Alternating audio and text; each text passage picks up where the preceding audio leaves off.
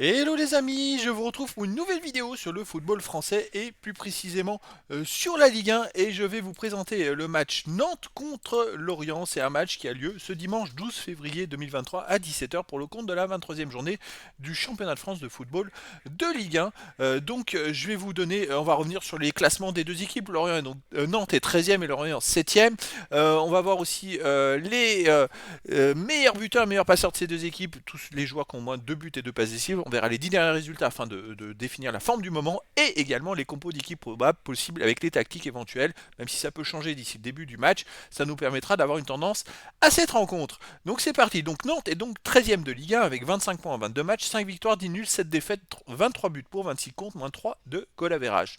Lorient est donc de son côté 7e avec 36 points, donc ça veut dire qu'ils ont 11 points de plus que Nantes. Donc 36 points, 22 matchs, 10 victoires, 6 nuls, 6 défaites, 35 buts pour, 34 contre, plus 1 de goal average.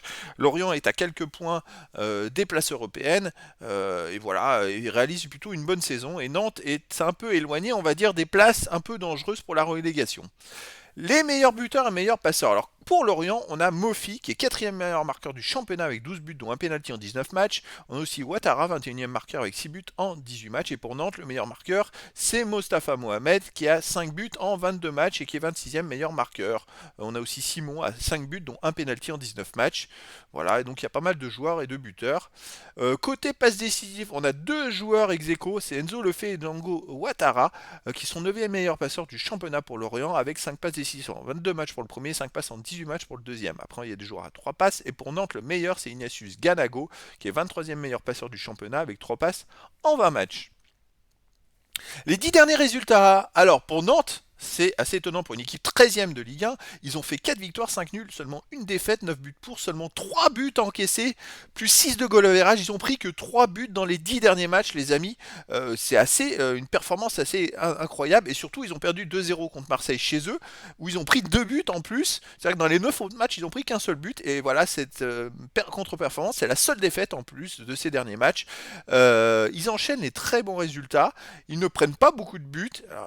C'est vrai qu'ils ont fait beaucoup de matchs nuls, hein, mais c'est une équipe qui est quand même qui a trouvé une ligne de conduite et ça a l'air de marcher. De son côté, Lorient, sur les 10 derniers matchs, c'est 3 victoires, 4 nuls, 3 défaites, 17 buts pour, 15 contre, plus 2 de goal average. Ils ont fait, voilà, pour une équipe qui est 7ème, c'est mi-figue, mi-raisin, c'est-à-dire que, bon, là, ils viennent de perdre contre Lens au tir au but en Coupe de France, ils avaient fait 0-0, ils avaient perdu 4-2 à Reims, avant, ils avaient battu Rennes 2 buts 1 à la maison. Voyez, à la maison, ils viennent de faire 2 matchs nuls de suite, donc, dont la défaite contre Lens au tir au but, alors que Nantes a gagné à Angers au tir au but. Donc, moralement, je dirais que Nantes, un peu meilleur que Lorient. Lorient à l'extérieur, la dernière défaite à l'extérieur, c'est 4-2 à Reims. Ils ont pris beaucoup de buts, ils en ont marqué 2, mais voilà, Lorient n'est pas forcément dans une bonne passe, il est perdu ensuite avant en 3-1 à Marseille. Donc je dirais qu'il y a peut-être un avantage pour Nantes, psychologiquement, et puis surtout que Nantes joue à la maison, et qui est a priori sans mettre dans une meilleure forme, même s'ils sont 13e et que Lorient est 7e de Ligue 1. Les compos d'équipe probables possibles avec on va dire les tactiques, même si ça peut évoluer. Alors c'est parti pour Nantes, gardien Lafont, défense Santonce, Castelletto, Joao Victor Traoré, milieu de terrain défensif Moutou Sami Giroto, milieu offensif ailier Ganago, Mollet et Blas, attaquant Delors ou Mohamed. Donc c'est du 4-2-3-1.